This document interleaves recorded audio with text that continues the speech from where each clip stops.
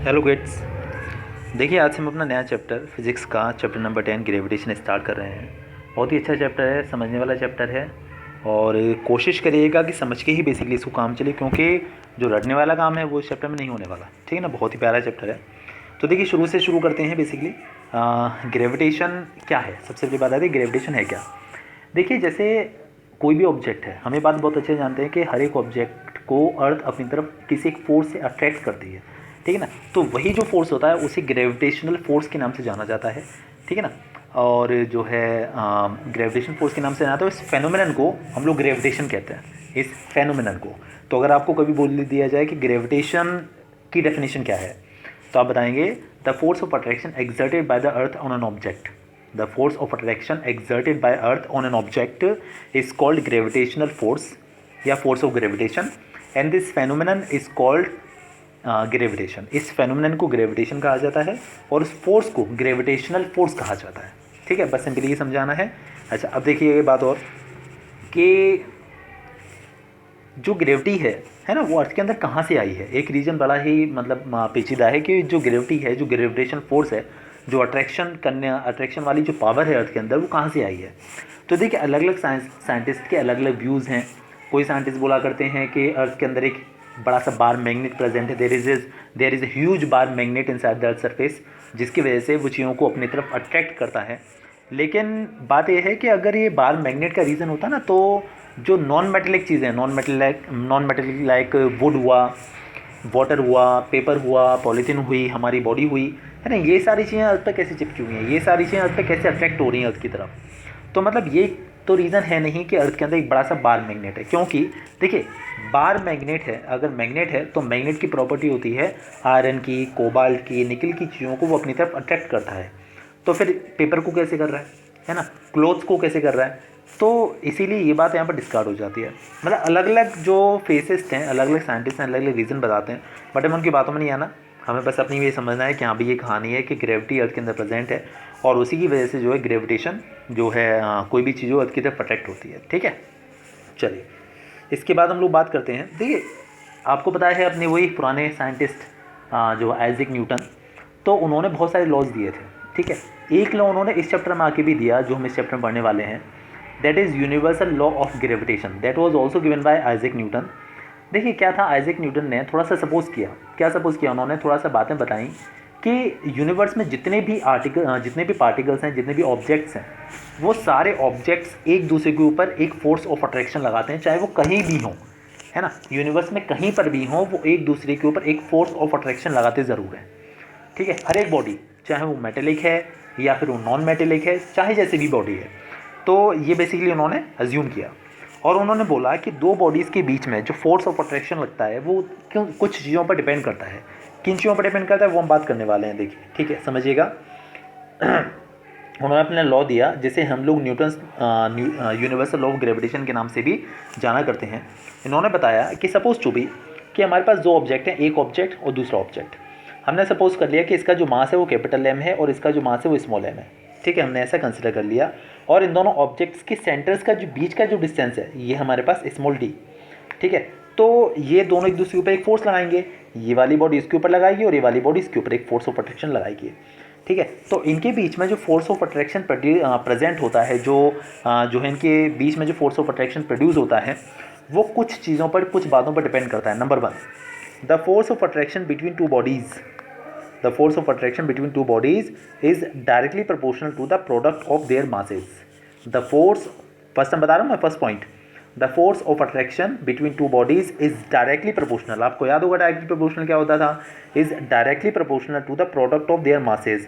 देखिए, हमने एक बॉडी का मास माना था कैपिटल एम, एक बॉडी का मास माना था स्मॉल एम, तो इनके मास के प्रोडक्ट के वो डायरेक्टली प्रोपोर्शनल होता है जो फोर्स इन दोनों के बीच में प्रेजेंट होता है। The force of attraction present between two bodies is directly proportional to the product of their masses। okay, F is proportional to m into n, पहली कंडीशन।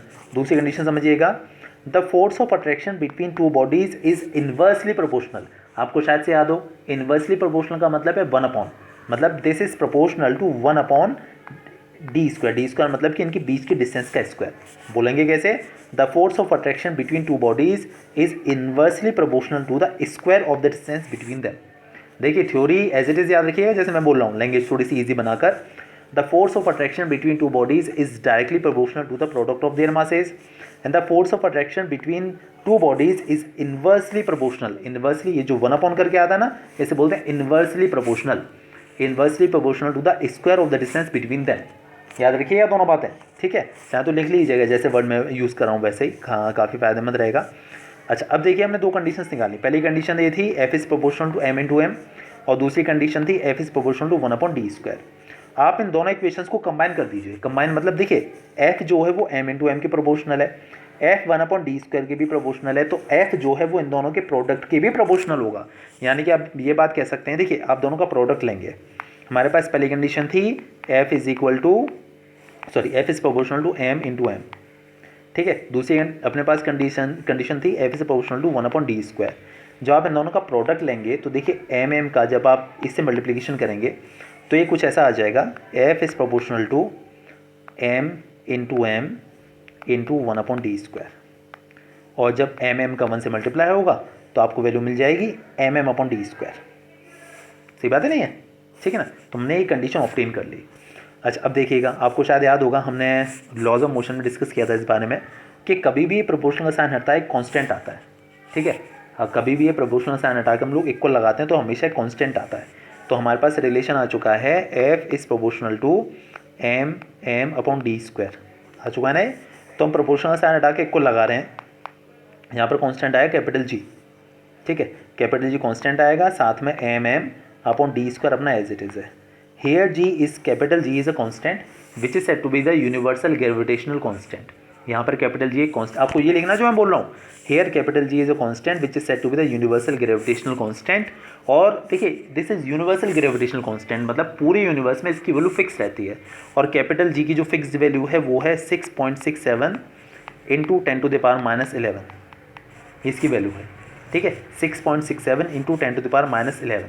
अच्छा, हम इसकी यूनिट के बारे में बात करें अगर, तो यूनिट क्या होगी, देखिए समझाता हूँ यूनिट क्या होगी। अभी मैंने फॉर्मूला बनाया F is equal to G M M upon D square. आप जरा यहाँ से जी की वैल्यू निकालिए, इस डी स्क्वायर का मल्टीप्लाई हो जाएगा और ये दोनों एम्स जो हैं वो डिवीजन में आ जाएंगे इस साइड। तो आपको जी की वैल्यू मिलेगी F into D square upon M into M, ठीक है। अच्छा, अब देखिए एफ फोर्स की यूनिट आपको याद होगी न्यूटन। डी डिस्टेंस है, डिस्टेंस की यूनिट होती है मीटर स्क्वायर। और अगर हम लोग नीचे की बात करें तो मास, और ये भी मास, इस वाले मास की यूनिट किलोग्राम, इस वाले मास की यूनिट भी किलोग्राम, तो हो जाएगा किलोग्राम स्क्वायर, ठीक है। तो यूनिट हो गई न्यूटन मीटर स्क्वायर पर किलोग्राम स्क्वायर। और जो किलोग्राम स्क्वायर है अगर आप ऊपर ला के लिखना चाहें तो आप ऐसे भी लिख सकते हैं इसको, न्यूटन मीटर स्क्वायर kg⁻², ठीक है, ऐसे भी लिख सकते हैं। चलिए आगे बढ़ते हैं। हाँ जी, तो देखिए मैं आपको यूनिवर्सल ग्रेविटेशनल कांस्टेंट के बारे में बता रहा था कि यूनिवर्सल ग्रेविटेशनल कांस्टेंट की जो वैल्यू होती है वो होती है 6.67 इंटू 10⁻11 न्यूटन मीटर स्क्वायर पर किलोग्राम स्क्वायर। देखिए कई सारी जगह आपको इवन दो एनसीईआरटी बुक में भी कैपिटल जी की वैल्यू आपको मिलेगी 6.673 इंटू 10⁻11, और यूनिट तो खैर है ही आगे, न्यूटन मीटर स्क्वायर पर किलोग्राम स्क्वायर। तो देखिए वहाँ पर 6.673 मिलेगी, और कई सारी जगह पर 6.67 मिलेगी, और हो सकता है कई सारे क्वेश्चंस में आपको कैपिटल जी की वैल्यू यूज़ करने को मिले 6.7, ठीक है। तो कुछ भी हो सकती है, 6.7 भी दे सकते हैं, 6.67 भी दे सकते हैं, 6.673 भी दे सकते हैं।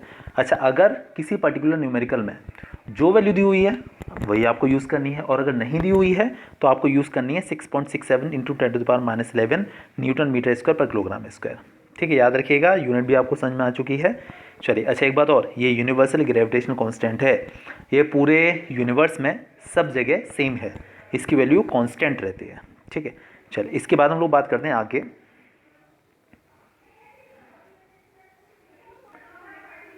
हाँ जी, देखिए इसके बाद एक रिलेशन है, the relation between Newton's third law of motion and Newton's law of gravitation. देखिए न्यूटन लॉ ऑफ ग्रेविटेशन जो वो क्या स्टेट करता है कि यूनिवर्स में हर एक बॉडी एक दूसरे के ऊपर फोर्स लगाती है, ठीक है। अब जैसे अर्थ है, अर्थ मून के ऊपर एक फोर्स लगाती है, सेम फोर्स मून भी अर्थ के ऊपर एक लगाया करता है, ठीक है। अच्छा, अब आपका जो थर्ड लॉ ऑफ मोशन था, Newton third law of motion, शायद आपको याद होगा, every action has equal and opposite reaction, याद होगी नहीं वाली चीज़। तो बस वही कंडीशन यहाँ पर भी अप्लाई हो रही है। देखिए जितना फोर्स अर्थ मून के ऊपर लगा रही है, मून भी उतना ही जो है फोर्स जो है अर्थ के ऊपर लगाता है। बस कंडीशन ये है कि अर्थ का इनर्शिया बहुत ज़्यादा है, अर्थ का मास बहुत ज़्यादा है, इसीलिए वो मून की चारों तरफ रिवॉल्यूशन नहीं कर सकती। मून को अर्थ के चारों तरफ रिवॉल्यूशन करना पड़ता है, ठीक है ना, क्योंकि अर्थ का इनर्शिया ज़्यादा है, अर्थ का मास ज़्यादा है। ठीक है, फोर्स दोनों सेम लगा रहे हैं, लेकिन अर्थ का इनर्शिया ज़्यादा होने की वजह से अर्थ उसकी तरफ अट्रैक्ट नहीं होती है, मतलब अट्रैक्ट तो होती है लेकिन उसकी चारों तरफ रिवॉल्यूशन नहीं कर सकती, जबकि मून को अर्थ के अराउंड रिवॉल्यूशन करना होगा। ठीक है, बात समझ में आ गई होगी। तो जो Newton's third law of motion है वो काफ़ी ज़्यादा रिलेटेड है न्यूटन्स लॉ ऑफ ग्रेविटेशन के साथ। ठीक है, चलिए बाकी कुछ नई चीज़ आएगी तो मैं बता दूंगा। इसके बाद देखिए अगला जो टर्म है वो आता है importance of universal law of gravitation. जो यूनिवर्सल लॉ ऑफ ग्रेविटेशन है कुछ उसके इंपॉर्टेंस हैं, कुछ एडवांटेजेस हैं। ठीक है, क्या एडवांटेजेस हैं? The force that binds us to the earth. देखिए मतलब ये कहने का कि the force that binds us to the earth, देखिए we can study about that force. इसका मतलब ये कहने का कि हम उस फोर्स के बारे में स्टडी कर सकते हैं, अबाउट दैट फोर्स जो कि हमें अर्थ से बाइंड करके रखता है। तो एक सबसे बड़ा एडवांटेज ये है इसका। दूसरी बात, we can study about the motion of the moon around the earth. हम मून की मोशन अराउंड द अर्थ स्टडी कर सकते हैं। इसके बाद number third, we can study the motion of earth and other planets also around the sun. हम earth की और बाकी सारे प्लैनेट्स की मोशन के बारे में स्टडी कर सकते हैं अराउंड द सन। इसके बाद नंबर 4 जो है that is the tides due to moon and sun. देखिए आपको पता होगा टाइड्स क्या होते हैं। देखिए दिन में क्या होता है, एक पर्टिकुलर डे की हम लोग बात करें तो दिन में लगभग 2 बार, जनरली 2 बार ऐसा ही होता है कि मून अर्थ के काफ़ी क्लोज आ जाता है, और उसकी ग्रेविटेशन की वजह से क्या होता है कि अर्थ के सरफेस पर जो सीज़ हैं या फिर ओशियंस हैं उनका वाटर लेवल थोड़ा सा ऊपर हो जाता है, वाटर लेवल थोड़ा सा बढ़ जाता है ना, इसे कहा जाता है हाई टाइड। जब वो दूर चला जाता है तो जो वाटर लेवल है वो थोड़ा सा डाउन हो जाता है, इसे बोलते हैं लो टाइड, हिंदी में बोलते हैं ज्वार और भाटा। ठीक है, तो जो ये मतलब ऐसा हो क्यों रहा है? ऐसा हो रहा है क्योंकि मून के पास भी ग्रेविटेशनल फोर्स है। तो मून के अंदर जो ग्रेविटेशनल फोर्स है उस ग्रेविटेशनल फोर्स की वजह से ऐसा हुआ करता है। ठीक है, तो हम स्टडी कर सकते हैं about the occurrence of the tides on the surface of earth. Earth surface पर जो टाइड्स जो हुआ करते हैं वो मून और सन दोनों के फोर्स ऑफ अट्रैक्शन की वजह से हुआ करते हैं, उसके बारे में हम काफ़ी स्टडी कर सकते हैं with the help of this universal law of gravitation. ठीक है, चलिए इसके बाद हम लोग बात करते हैं, देखिएगा फ्री फॉल। देखिए फ्री फॉल का मतलब क्या होता है समझा दूँ पहले, फ्री फॉल है क्या। देखिए कोई भी ऑब्जेक्ट अर्थ की तरफ गिर रहा है without influence of any external force, लेकिन उसके ऊपर कोई भी एक्सटर्नल फोर्स काम नहीं कर रहा। If any object is falling towards the earth in the absence of any external force, उसके ऊपर कोई भी एक्सटर्नल फोर्स काम नहीं कर रहा है, वो अर्थ की तरफ गिर रहा है, तो इस काइंड के फॉल को हम कहते हैं free fall. If a body falls towards the earth in the absence of any external force is said to be free fall, इसे फ्री फॉल कहा जाता है। ठीक है, अच्छा एक बात और मैं कहना चाहूँगा, देखिए अर्थ सरफेस पर देखा जाए तो अर्थ सरफेस पर फ्री फॉल पॉसिबल ही नहीं है, क्योंकि अर्थ के सरफेस पर जो है एयर प्रेजेंट है। जब कोई भी ऑब्जेक्ट ऊपर से नीचे गिरता है तो एयर उसके ऊपर एक फ्रिक्शन फोर्स लगाती है ना, अपवर्ड डायरेक्शन में एक फोर्स लगाती है ऊपर की तरफ को, जिसकी वजह से क्या होता है उसकी स्पीड थोड़ी सी स्लो हो जाती है, यानी कि इनडायरेक्टली एक फोर्स एयर उसके ऊपर लगा रही है। तो यहाँ पर जो बात बोली जा रही है फ्री फॉल वाली कि if a body falls towards the earth in the absence of any external force, वो चीज़ तो यहाँ पर पॉसिबल है ही नहीं। मतलब हम इनडायरेक्टली कह सकते हैं कि अर्थ पर फ्री फॉल पॉसिबल नहीं है। ठीक है, कोई ऐसी जगह यूनिवर्स में जहाँ पर एयर ना हो, ग्रेविटी ना हो, वहाँ पर तो फ्री फॉल पॉसिबल है, लेकिन अर्थ सरफेस पर पॉसिबल नहीं है। तो हम लेकिन नॉर्मल कंडीशन में कोई भी चीज़ जो गिरे उसे फ्री फॉल कह देते हैं। अगर कहीं फ्री फॉल होता, अगर कहीं फ्री फॉल पॉसिबल है तो वहाँ पर एक आप बड़ा सा पहाड़ गिरा दीजिए और एक छोटा सा पेपर गिरा दीजिए, दोनों सेम टाइम में अर्थ पर पहुँचेंगे, दोनों सेम टाइम में ग्राउंड पर पहुँचेंगे। ठीक है, अगर फ्री फॉल पॉसिबल होगा तो। ठीक है, बात समझ पा रहे होंगे ना। If a body falls towards the surface of earth in the absence of any external force is said to be the free fall. समझ में आ गया होगा मेरे ख्याल से। चलिए बहुत बढ़िया। अच्छा एक बात और मैं कहना चाहूँगा, देखिए आपको याद होगा एक्सेलरेशन, याद होगा आपको एक्सेलरेशन। एक्सेलरेशन क्या था? The rate of change of velocity said to be acceleration, शायद से याद हो, है ना। हमने फॉर्मूला भी बनाया था इसका, a is equal to V minus U upon T. V यहाँ पर फाइनल वेलोसिटी है और u इनिशियल वेलोसिटी है और टी अपना टाइम है। तो याद है ना आपको कि acceleration is equal to V minus U upon T. देखिए कोई भी बॉडी जब लीनियर मोशन कर रही है ना, स्ट्रेट लाइन में मोशन कर रही है, तो आप यहाँ पर नॉर्मल एक्सेलरेशन या फिर लीनियर एक्सेलरेशन यूज़ करते हैं, उसे बोलते हैं हम स्मॉल ए, उसे स्मॉल ए से रिप्रेजेंट करते हैं। कोई भी बॉडी अगर अवे फ्रॉम द अर्थ जा रही है, या फिर टुवर्ड्स द अर्थ आ रही है, मतलब ये कहने का कि अर्थ से ऊपर जा रही है या फिर ऊपर से नीचे की तरफ गिर रही है, तो उस केस में जो नॉर्मल एक्सेलरेशन होता है ना, उसकी जगह पर हमें ग्रेविटेशनल एक्सेलरेशन यूज़ करना पड़ता है, उसे हम स्मॉल जी से रिप्रेजेंट करते हैं। इसे बोलते हैं हम लोग ग्रेविटेशनल एक्सेलरेशन या फिर एक्सेलरेशन ड्यू टू ग्रेविटी, दोनों ही नाम है इसके। अर्थ सरफेस पर इसकी वैल्यू होती है 9.8 मीटर पर सेकंड स्क्वायर। हालांकि अभी हम इसके बारे में बात कर लेंगे कैसे आई है। 9.8 मीटर पर सेकंड स्क्वायर अर्थ सरफेस पर इसकी एवरेज वैल्यू होती है ग्रेविटेशनल एक्सेलरेशन की। इसका मतलब क्या है? इसका मतलब ये है कि कोई भी बॉडी अगर टुवर्ड्स अर्थ गिरती है, ऊपर से नीचे आती है, तो हर सेकंड में उसकी स्पीड 9.8 मीटर पर सेकंड की रेट से बढ़ती है, और अगर नीचे से ऊपर जाती है तो हर सेकंड में उसकी स्पीड 9.8 मीटर पर सेकंड की रेट से कम होती है। ऊपर से नीचे आती है तो स्पीड बढ़ती है और नीचे से ऊपर जाती है तो स्पीड कम हो जाती है। इनडायरेक्टली आप ये कह सकते हैं कि अर्थ सरफेस पर जो ग्रेविटेशनल एक्सेलरेशन है उसकी वैल्यू है 9.8 मीटर पर सेकंड स्क्वायर। याद रखना, भूलना नहीं है, ठीक है। फ्री फॉल समझ में आ गया है ना, और आपको ग्रेविटेशनल एक्सेलरेशन से समझ में आ गया कि क्या हुआ करता है। यूनिट आपको बताई है मीटर पर सेकंड स्क्वायर है, ग्रेविटेशनल एक्सेलरेशन की सब कुछ मेंशन है इसके अंदर, ठीक है, कोई दिक्कत वाली बात नहीं है। चलिए इसके बाद हम लोग और बात करते हैं और डिस्कस करते हैं। देखिएगा gravitational acceleration and its value on the surface of earth, जो भी हम हालांकि बोल चुके हैं। The uniform acceleration produce in a freely falling object due to the gravitational force of earth is said to be acceleration due to gravity या फिर gravitational acceleration. It is represented by small G, ठीक है। अच्छा अब देखिएगा, अब मैं आपको एक बात बताऊँ। अब हम एक रिलेशन बनाना चाहते हैं स्मॉल जी और कैपिटल जी में। स्मॉल जी क्या होता है? ग्रेविटेशनल एक्सेलरेशन, और कैपिटल जी क्या होता है? Universal gravitational constant. दोनों में हमें एक रिलेशन इस्टेब्लिश करना चाहते हैं कि क्या रिलेशन होता है इन दोनों में। देखिएगा अभी हमने एक फॉर्मूला डिस्कस किया था, F is equal to the force of attraction between two bodies is equal to capital G m upon D square. ये फॉर्मूला हुआ करता है, ठीक है। अगर हम अपनी अर्थ के बारे में बात डिस्कस करें, अर्थ के बारे में बात करें, तो देखिएगा जैसे कोई भी ऑब्जेक्ट अर्थ की सरफेस पर प्रेजेंट है, ये वो सेंटर है अर्थ का जहाँ से ग्रेविटेशन फोर्स लगाया जा रहा है। तो देखिए इस केस में ये जो बॉडी है और जो सेंटर है अर्थ का, इन दोनों के बीच की जो डिस्टेंस है वो इसकी रेडियस के इक्वल होगी। इसकी रेडियस के इक्वल होगी, नहीं होगी? मतलब ये कहने का कि यहाँ पर डी को आप आर से रिप्लेस कर दीजिए। इनडायरेक्टली ये मतलब हुआ कहने का कि आप यहाँ पर डी को आर से रिप्लेस कर दीजिए, तो आपको फॉर्मूला मिलेगा F इज इक्वल टू, देखिए जी तो खैर हमारा है, मास कैपिटल M जो है इसे M ही रहने देते हैं, आप चाहें तो M ही लिख सकते हैं। M ही मतलब हो गया मास ऑफ अर्थ। स्मॉल m उस बॉडी का मास है जो कि अर्थ के ऊपर रखी हुई है, कोई भी बॉडी हो सकती है, और d मतलब डिस्टेंस दोनों बॉडीज़ के बीच की, जो हमारी रेडियस के इक्वल हो गई, रेडियस का स्क्वायर। कोई दिक्कत वाली बात तो नहीं बिल्कुल भी। चलिए समझ में आ गया होगा अच्छे से। अच्छा अब देखिएगा, आपको याद होगा आपने फॉर्मूला बनाया था एक लॉज ऑफ मोशन वाले चैप्टर में, F is equal to M A, याद है F is equal to M A. अब कंडीशन ये है कि देखिए आपको यहाँ पर इस चैप्टर में ए को जी से रिप्लेस करना है, ए की जगह पर आपको जी को यूज़ करना है, तो फॉर्मूला क्या बन जाएगा? F is equal to M G. तो आप एक काम करिए, यहाँ पर F के प्लेस पर एम जी लिख दीजिए। M G is equal to G M E, M E मतलब mass of earth, small m upon R square. Small m से स्मॉल m कैंसिल आउट हो जाएगा, आपको फॉर्मूला मिलेगा G is equal to G M E upon R square. M E का मतलब है मास of अर्थ, आप चाहें तो सिर्फ एम भी लिख सकते हैं, कोई ऐसा नेसेसरी नहीं है कि एम ई ही लिखें। तो हमारे पास रिलेशन निकल कर आया है स्मॉल जी और कैपिटल जी में, small G is equal to capital G into mass upon R square. R यहाँ पर रेडियस ऑफ अर्थ है, कोई दिक्कत वाली बात तो नहीं है, ये रिलेशन है दोनों में, याद रखना है। Small G is equal to capital G into M upon R square. This is the relationship between small G and capital G. Okay, no problem at all as I think.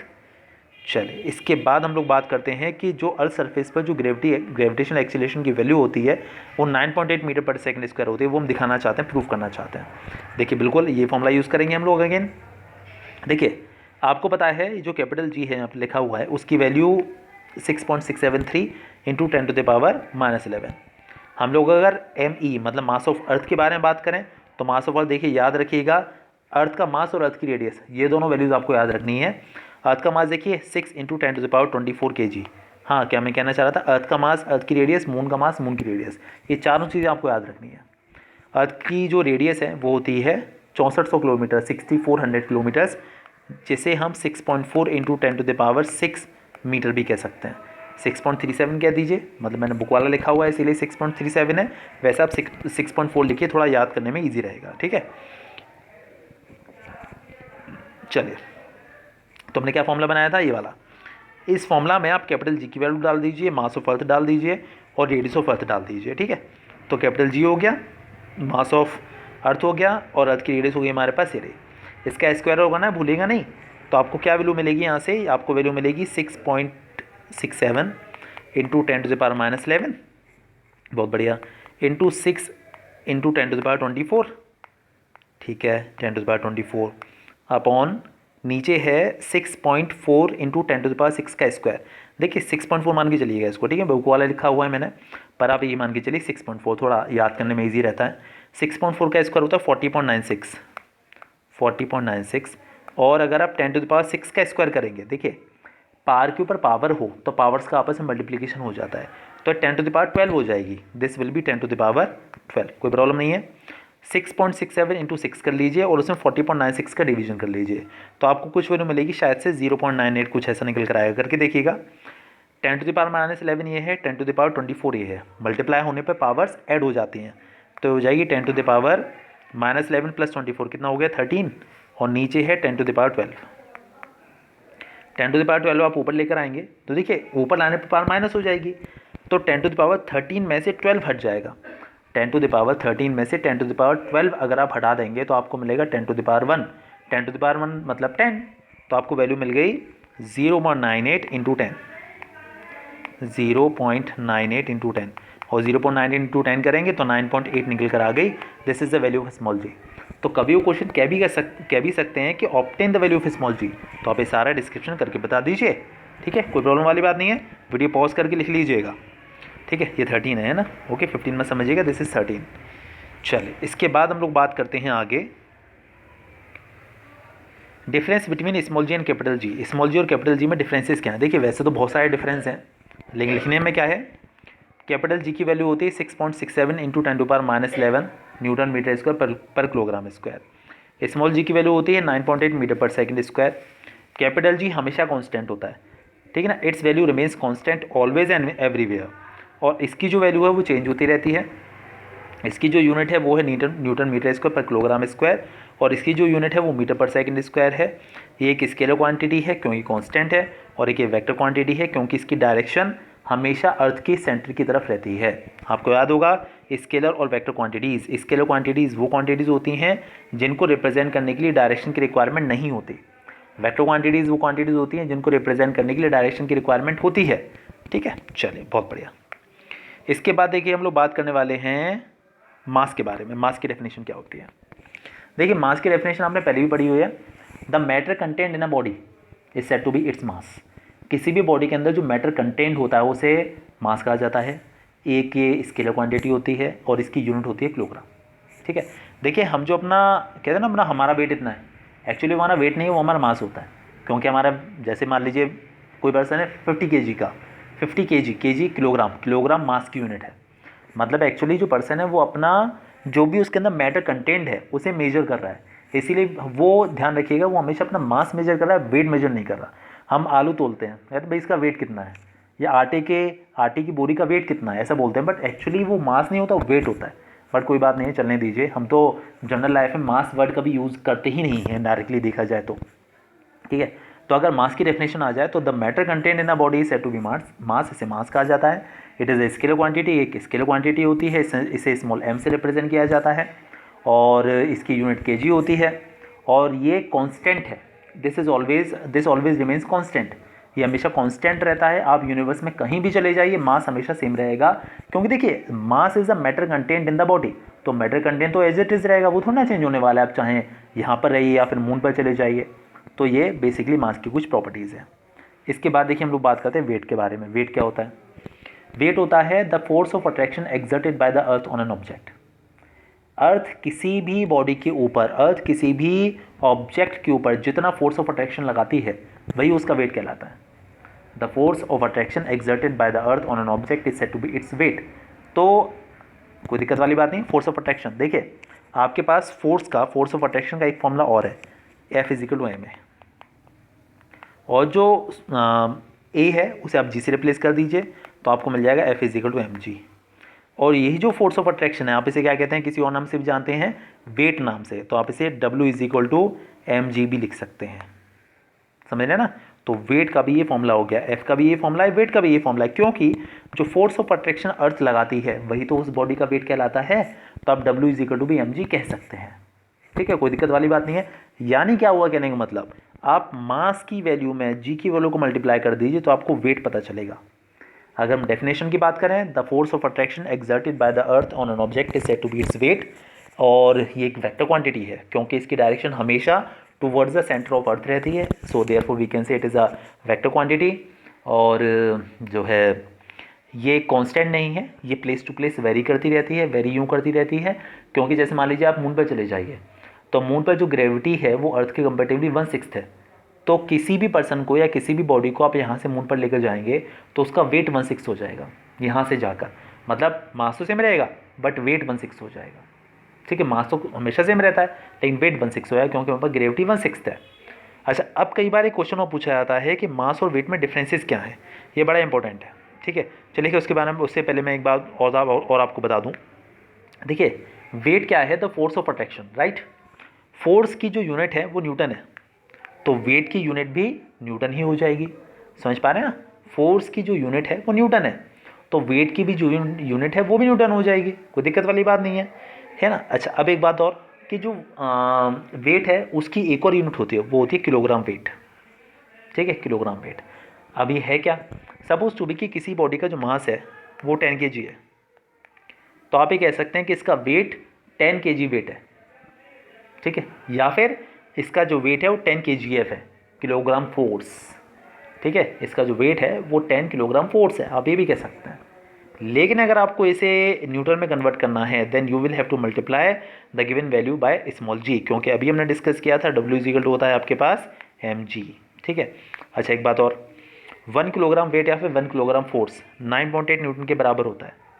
ठीक है, मतलब ये कहने का, अभी हम जी का मल्टीप्लिकेशन कर रहे थे ना, तो जब आप जी का मल्टीप्लिकेशन करेंगे, जी की वैल्यू होती है 9.8 मीटर पर सेकंड स्क्वायर। ठीक है, तो जो है आप उसे न्यूटन में कन्वर्ट कर पाएंगे, बस वो वाली चीज़ लिखी हुई है यहाँ पर। चलिए इसके बाद हम लोग बात करते हैं मास और वेट में डिफरेंसेस के बारे में। ठीक है, चलिए हाँ जी, इसके बाद देखिए हम लोग मास और वेट में डिफरेंसेस लिखने वाले हैं। तो देखिए वही डिफरेंसेस हैं जो भी हम डिस्कस किए थे। नंबर 1, मास की definition, the matter content in any body said to be its mass. और जो वेट की डेफिनेशन वो है the force of attraction exerted by the earth on an object. Number 2 difference है the mass is a scalar quantity ही, और जो weight है वो वेक्टर क्वांटिटी है। नंबर 3 डिफरेंस, जो मास है that always remains constant and weight varies according to the value of the gravity की वैल्यू के अकॉर्डिंग, ग्रेविटेशनल एक्सेलरेशन की वैल्यू के अकॉर्डिंग जो वेट है उसकी वैल्यू चेंज होती चली जाती है ना, वेरी करती है। और इसके बाद जो डिफरेंसेस की बात करें, देखिए आप ये डिफरेंस कह सकते हैं कि जो मास है that is measured with the help of the beam balance. जैसे जो तराजू होता है ना, जो सब्जी वगैरह सब्जी मतलब ग्रीन ग्रोसर सब्जी वाले जो होते हैं वो जिस तराजू को यूज़ करते हैं मेजर करने के लिए, तो उसे कहते हैं बीम बैलेंस। तो mass is measured with the help of the beam balance and weight is measured with the help of the spring balance. Spring balance कौन सा होता है, आपने देखा होगा, जो सिलेंडर वाला हॉकर आता है ना, वो अपने साथ एक इंस्ट्रूमेंट लेकर आता है जिससे कि वो सिलेंडर को मेजर करता है, तो उससे वेट मेजर किया जाता है। तो ये कुछ डिफरेंसेस हैं, तो मेरे ख्याल से कोई ऐसी प्रॉब्लम वाली बात नहीं, आपको डेफिनेशन के साथ ही याद हो गई होंगी सारी चीज़ें। चलिए इसके बाद हम लोग बात करते हैं factors affecting the value of small G, वो सारे टर्म्स जिससे कि स्मॉल जी की वैल्यू पे इफेक्ट पड़ता है। Number 1, earth is not a perfect sphere, the radius of earth increases when we go from pole to the equator. बहुत अच्छी बात है, ये बात हमको पता है अच्छे से कि अगर आप पोल से इक्वेटर की तरफ आते हैं तो जो स्मॉल जी की जो रेडियस है बढ़ती चली जाती है। Therefore we can take small G as constant at the surface of earth और closer to it, but as we move from away from the earth we can use the equation g is equal to gm/d² for solving the problems. देखिए खैर कोई ऐसी दिक्कत वाली बात नहीं, मैं आपको सीधे बता दूं, आप अर्थ सरफेस से ऊपर चले जाइए या फिर नीचे चले जाइए, स्मॉल जी की वैल्यू कम होती चली जाती है। ठीक है, कोई दिक्कत वाली बात नहीं है। इक्वेटर पर इसकी वैल्यू 9.8 मीटर पर सेकंड स्क्वायर है, आपको पता है इक्वेटर क्या होती है। और इक्वेटर बेसिकली एक इमेजिनरी लाइन है जो कि अर्थ को दो इक्वल स्फीयर्स में डिवाइड कर दो इक्वल हेमीस्फीयर्स में डिवाइड करती है, वो हमारी इक्वेटर कहलाती है, आपको पता है बात अच्छे से। चलिए इसके बाद हम लोग बात करने वाले हैं थ्रस्ट एंड प्रेशर। ठीक है, हाँ जी, देखिए हम लोग डिस्कस करने वाले हैं थ्रस्ट एंड प्रेशर। तो मैं समझाता हूँ पहले थ्रस्ट क्या होता है। देखिए कोई भी सरफेस है उस सरफेस पे अगर कोई एक परपेंडिकुलर फोर्स एक्ट कर रहा है, कोई अगर फोर्स परपेंडिकुलरली काम कर रहा है तो उसे थ्रस्ट कहा जाता है। The perpendicular force acting on a surface is said to be thrust. Thrust कोई नई चीज़ नहीं है, थ्रस्ट बेसिकली फोर्स ही है, बट अंतर ये आ जाता है कि बस एक ऐसा फोर्स है जो कि परपेंडिकुलरली काम करता है। समझ पा रहे हैं ना? Thrust is a force acting perpendicularly on a surface. आप ये सिंपली समझ लीजिए, ठीक है ना। अच्छा, अब देखिए प्रेशर क्या होता है, मैं आपको फॉर्मूला समझाता हूँ। P इजिकल होता है F/A, F यहाँ पर थ्रस्ट है, ठीक है, परपेंडिकुलर फोर्स। तो the thrust acting on per unit area, thrust acting on per unit area is called pressure. Pressure is equal to formula होता है F/A, तो the thrust acting on per unit area is said to be pressure. P is equal to F/A हमारा formula हो गया, कोई दिक्कत वाली बात नहीं है। अच्छा, अब समझिएगा ज़रा अच्छे से। देखिए हमने फॉर्मूला तो लिख दिया अपना, P is equal to F/A। अगर हम इसकी यूनिट के बारे में बात करें तो फोर्स की यूनिट होती है न्यूटन, एरिया की यूनिट होती है मीटर स्क्वायर, ठीक है। अगर आप मीटर स्क्वायर को ऊपर लेकर आएँ तो अब इसे newton metre to the power -2 भी कह सकते हैं, जिसे शॉर्ट में पास्कल भी कहा जाता है, उसे लिखते हैं PA डॉट, ठीक है, पास्कल। बेसिकली एक फिजिसिस्ट थे, उन फिजिसिस्ट का नाम था ब्लेज पास्कल। उनको ऑनर देने के लिए इसकी यूनिट पास्कल नाम रख लिया गया इसकी यूनिट का। अच्छा, अब देखिए कभी कभी डेफिनेशन पूछ ली जाती है कि 1 पास्कल की डेफिनेशन क्या होगी, ठीक है ना। देखिए प्रेशर बेसिकली पास्कल में होता है, तो ये प्रेशर 1 पास्कल कब आएगा, इनडायरेक्टली ये कहने का मतलब, देखिए अगर आप फोर्स को 1 न्यूटन ले लें और जो एरिया है इसे 1 मीटर स्क्वायर ले लें, तो जो प्रेशर है वो 1 पास्कल निकल कर आएगा, बिकॉज वो 1/1 1 हो जाएगा। तो आप क्या डेफिनेशन बोलेंगे, if 1 newton thrust is acting on a surface of 1 metre square area. समझ पा रहे हैं ना, ये 1 और ये 1, तो ये 1 निकल कर आ जाएगा 1 पास्कल। तो बस इसी को हम थोड़ा वर्ड्स में बोल रहे हैं। If 1 newton thrust is acting on a surface of 1 metre square area then the pressure is said to be 1 pascal. तो 1 पास्कल की डेफिनेशन है, ठीक है, लिख लीजिए। देखिए कई बार क्या होता है, कुछ ऐसी डेफिनेशन होती है जो नोट्स में नहीं बोल पाता है, नहीं लिख पाता हूँ, वो मुझे बाद में याद आ जाती है। तो अब मैं बोलता हूँ ना, तो आप वीडियो को पॉज करके लिखते चले जाया करिए, ठीक है, कभी अगर ऐसा हो जाता है तो। वैसे नोट्स तो भेज ही दूंगा, बाकी वीडियो अगर आपको कोई चाहिए तो बताइएगा, मैं आपके सारे वीडियोज़ के लिंक शेयर कर दूँगा, ठीक है। अच्छा, अब देखिएगा, अब हमारे पास जो प्रेशर का फॉर्मूला निकल कर आया वो आया P is equal to F/A, ठीक है। जब P is equal to F/A निकल कर आया तो आप इनडायरेक्टली कह सकते हैं जो प्रेशर है वो दो चीज़ों पर डिपेंड करता है। नंबर 1 फोर्स मतलब कि थ्रस्ट, और नंबर 2 एरिया, दो चीज़ों पर डिपेंड करता है, ठीक है। इसके बाद देखिए कुछ यहाँ पर प्रेशर के कुछ एग्जांपल्स हैं, समझिएगा अच्छे से। देखिए जनरली क्वेश्चन पूछा जाता है कि a sharp iron nail goes easily into the wall as compare to the blunt one. एक पैनी कील, एक नुकीली कील चपटी कील की कंपेरेटिवली आसानी से दीवार में घुस जाती है, दीवार में ठोकी जा सकती है। रीज़न पूछा था क्यों, तो आप देखिए बताएंगे एज वी नो। देखिए हमने फॉर्मूला पढ़ा अभी, P is equal to F/A। P और A का रिलेशन देखिए, दोनों एक दूसरे के इन्वर्सली प्रोपोर्शनल है, क्योंकि A नीचे लिखा हुआ है, तो बस आप इसी को यूज़ कर लीजिए। देखिए इन्वर्सली प्रोपोर्शनल का मतलब ये है कि अगर एरिया बढ़ेगा तो प्रेशर कम होगा, और अगर एरिया कम हो तो प्रेशर बढ़ेगा, इसका मतलब ये है कहने का।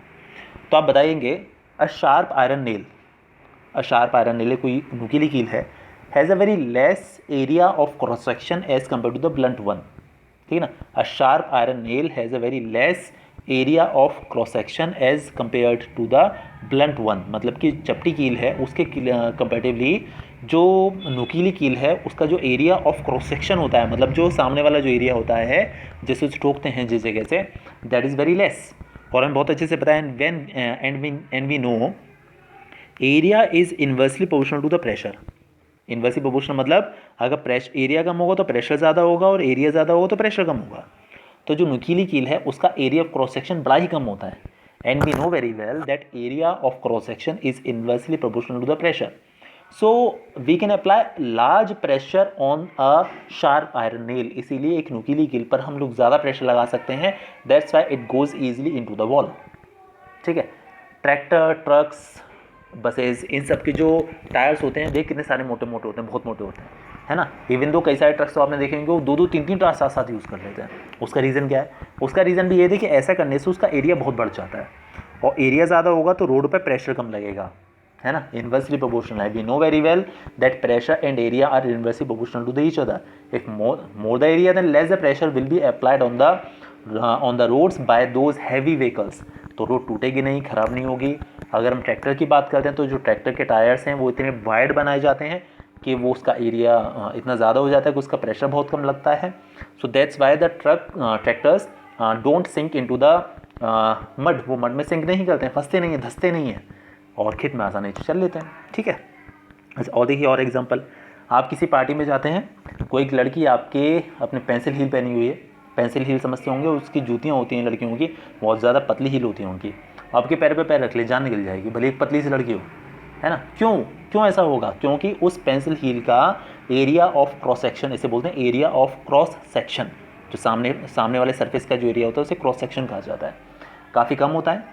and we know very well that area of cross section is inversely proportional to the pressure, so more pressure will be applied by the girl on her feet. तो हमारी फीट पर ज़्यादा चोट लगेगी, ज़्यादा प्रेशर लगेगा. समझ में आ गया होगा मेरे ख्याल, सारे कंक्लूजन समझ में आ गए होंगे. स्कूल बैग्स जो होते हैं, स्कूल बैग्स की जो स्टेप्स होते हैं वो थोड़ी थिक बनाए जाते हैं, वाइड बनाए जाते हैं. आप उन्हें बिल्कुल पतला बना लें, आपको बड़ी प्रेशर लगेगा, है ना. बहुत प्रेशर लगेगा आपको, कटने लगेगा, अरे बहुत दिक्कत हो रही है, ऐसा लगेगा आपको. आप हाथ में कोई बैग पकड़ के लेके जाएँ और उसकी जो स्टेप्स हैं अगर वो काफ़ी पतली हैं तो आपको ले जाने में बहुत दिक्कत होगी, आपके हाथ में बहुत लगेगी. क्यों? क्योंकि एरिया ऑफ क्रॉस सेक्शन कम होगा तो प्रेशर ज़्यादा लगेगा आपके हाथ के ऊपर, इसीलिए उसे वाइड होना ज़रूरी है. ठीक है. कोई दिक्कत वाली बात समझ में आ गया होगा अच्छे से. नाइव्स, ब्लेड्स, इनकी जो एजेस होती हैं, जो किनारियाँ होती हैं जिससे उसे काटते हैं हम लोग, वो कितनी पतली बनाई जाती हैं. क्यों? क्योंकि एरिया ऑफ क्रॉस सेक्शन कम हो जाता है, और कम एरिया होगा तो प्रेशर ज़्यादा लगेगा, तो आसानी से उससे काटा जा सकता है. बस ये सारे कंडीशंस हैं. चलिए इसके बाद हम लोग बात करते हैं आगे बुओयेंसी के बारे में. बुओयेंसी क्या होता है? देखिए बुओयेंसी का मतलब है this one.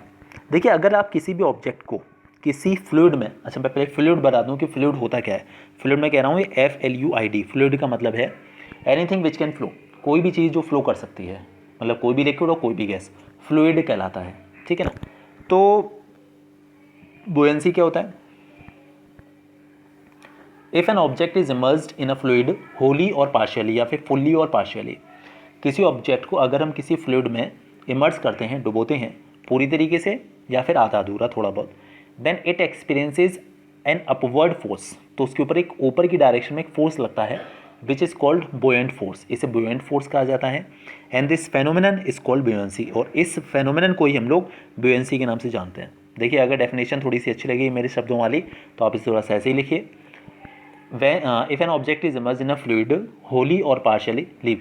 If an object is immersed in a fluid fully or partially, it experiences an upward force which is called buoyant force, and this phenomenon is called buoyancy. ठीक है, कोई दिक्कत वाली बात नहीं है.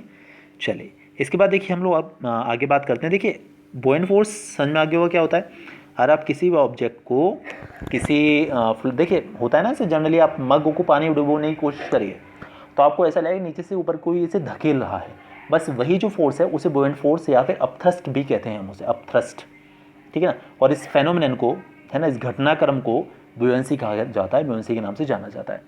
देखिए अगर कोई ऑब्जेक्ट है, आपने उसे लिक्विड के अंदर डाला, अगर उसका वेट ज़्यादा है, बुओयेंट फोर्स कम है, मतलब ऊपर से जो वेट लग रहा है वो तो ज़्यादा है और नीचे से जो फोर्स लग रहा है ऊपर की डायरेक्शन में वो कम है, तो बॉडी जो है वो सिंक कर जाएगी, डूब जाएगी. और अगर बुओयेंट फोर्स ज़्यादा लग रहा है, वेट कम है, तो बॉडी बाहर सरफेस पर तैरेगी, फ्लोट करेगी. और अगर दोनों आपस में इक्वल हैं तो जो बॉडी है वो उस फ्लूइड के सरफेस के अंदर रहकर तैरेगी. ऐसा होता है. ठीक है. चलिए इसके बाद देखिए हम लोग बात करते हैं डेंसिटी के बारे में.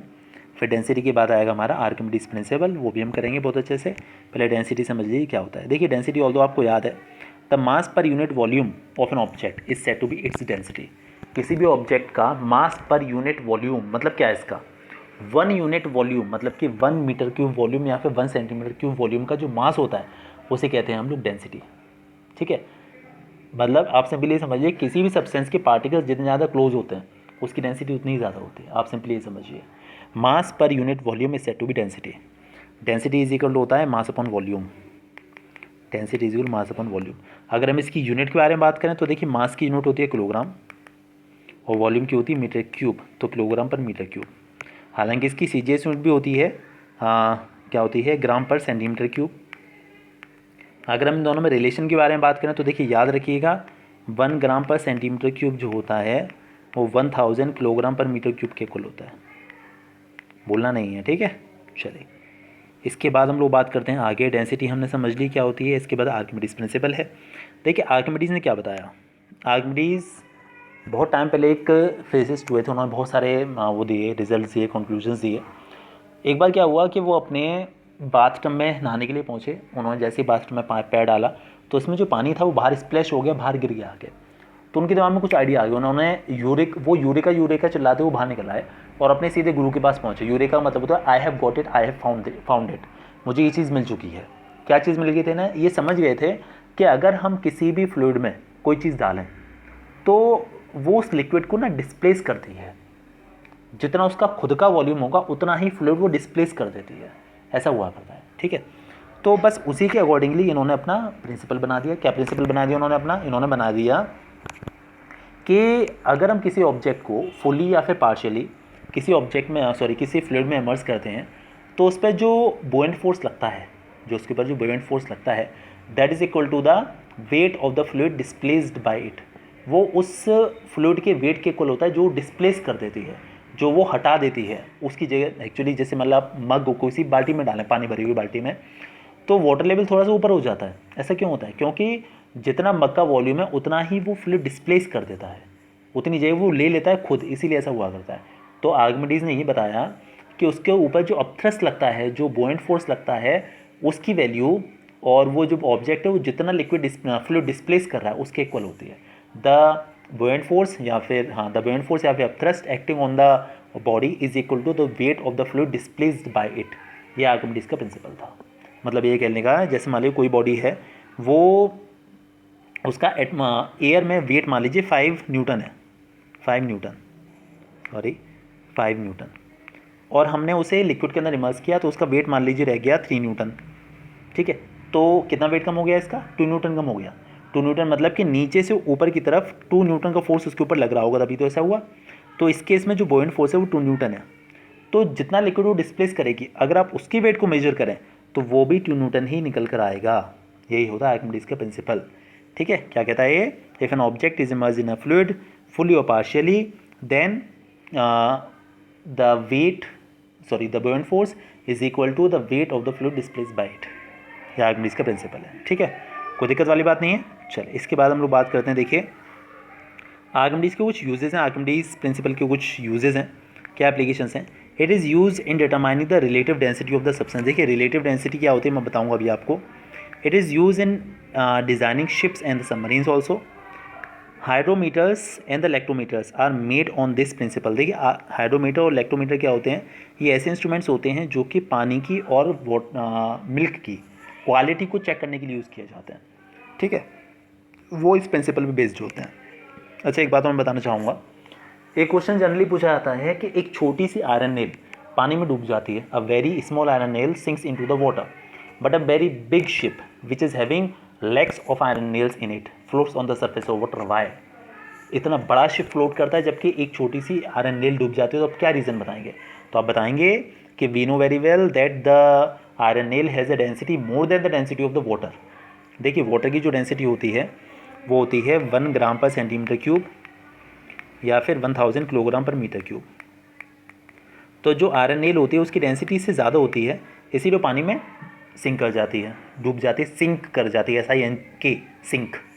और जो शेप होता है उसकी शेप इस तरीके से बनाई जाती है कि उसकी डेंसिटी, उसकी शेप ऐसी बनाती है कि उसमें बहुत सारा एरिया ब्लैंक होता है, एम्प्टी होता है, जिसमें एयर ट्रैप हो जाती है, हवा बढ़ जाती है। So that's why its density becomes the less than the density of the water, that's why it floats on the surface of water, this happens, that's why. Okay, कोई दिक्कत वाली बात नहीं है। तो कभी भी ऐसा कोई क्वेश्चन पूछ लिया जाए कि कॉर्क या वुड पानी पर फ्लोट करता है, बाकी और किसी चीज़ का एग्जांपल है वो क्यों सिंक कर जाती है, तो आपको फिर से भी रीज़न बताना है कि उसकी डेंसिटी कम होती है इसीलिए फ्लोट करती है, और इसकी डेंसिटी ज़्यादा होती है इसीलिए वो सिंक करती है, डूब जाती है। इसके बाद देखिए रिलेटिव डेंसिटी। देखिए रिलेटिव डेंसिटी एक ऐसा टर्म है जिसकी हेल्प से किसी भी सब्सटेंस की डेंसिटी और वाटर की डेंसिटी में रिलेशन बनाया जाता है, रेशियो निकाला जाता है। किसी भी सब्सटेंस की डेंसिटी ऑफ द सब्सटेंस और डेंसिटी ऑफ वाटर, इन दोनों की रेशियो को रिलेटिव डेंसिटी कहते हैं। Relative density is the ratio of the density of the substance to the density of the water. The ratio of the, क्या बोल रहा हूँ मैं, the ratio of the density of the substance to the density of the water is said to be the relative density. इसे relative density कहा जाता है। DRD is equal to DS, मतलब density of the substance upon density of the water. ठीक है। अच्छा एक बात और देखिए, सब्सटेंस की डेंसिटी क्या होगी, जो भी हो, यूनिट होगी इसकी किलोग्राम पर मीटर क्यूब या फिर ग्राम पर सेंटीमीटर क्यूब। नीचे है डेंसिटी ऑफ वाटर, इसकी यूनिट भी यही होगी किलोग्राम पर मीटर क्यूब। देखिए दोनों आपस में सेम सेम है, दोनों आपस में कट जाएंगे, इसीलिए हम कह सकते हैं रिलेटिव डेंसिटी की कोई यूनिट नहीं होती, because of it is the simplest ratio, या फिर it is the ratio of two similar quantities. ठीक है, तो यही था बेस चैप्टर की थ्योरी में, रिलेटिव डेंसिटी तक। न्यूमेरिकल्स इसका कल वाली वीडियो में कर लेंगे। बाकी देखिए आज ये ख़त्म कर डाला हमने चैप्टर, उड़ा डाला। करिएगा, प्रॉब्लम तो पूछिएगा। ठीक है, ओके बाय।